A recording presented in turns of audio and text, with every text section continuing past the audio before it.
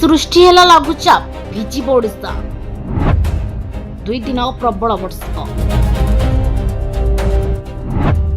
एसबु जिला को सतर्क कला पाणीपाग विभाग।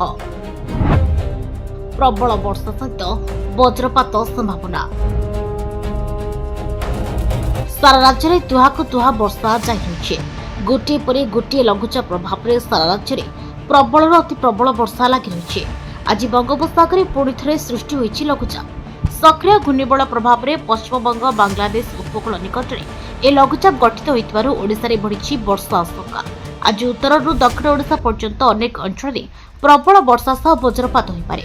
विशेषकर मयूरभंज, केन्दुझर, अनुगोल, ढेंकानाल, जाजपुर, कटक और केन्द्रापड़ा भली जिले में प्रबल अति प्रबल वर्षार आशंका रही। सेहीपरि दक्षिण और पश्चिम ओडिशार किछि स्थान में वर्षा सह वज्रपात और झड़ वर्षा होइपारे। केतक स्थान में पवनर बेग घंटा प्रति 30 ରୁ 40 किलोमीटर जाए रहिबा संभावना रही। पाणीपाग विभाग सूचना मुताबक आज और आसंताकाली केन्दुझर वर्षार प्रभाव अधिक होइपारे। यहाँ सुंदरगढ़, झारसुगुड़ा, संबलपुर, देवगढ़, मयूरभंज, बालेश्वर, अनुगुल और ढेंकानाल समेत अन्य किछि जिले में प्रबल वर्षा और वज्रपातर संभावना रही। तेणु लघुचाप प्रभाव में आगामी 2 दिन ओडिशा रे पाणीपाग अस्थिर रहबा आशंका रही। वज्रपात समय लोके सतर्क रहबा सह पाणीपाग विभाग सूचना उपरे नजर रखिबा जरूरी अटे। Bureau report, हिरांचल।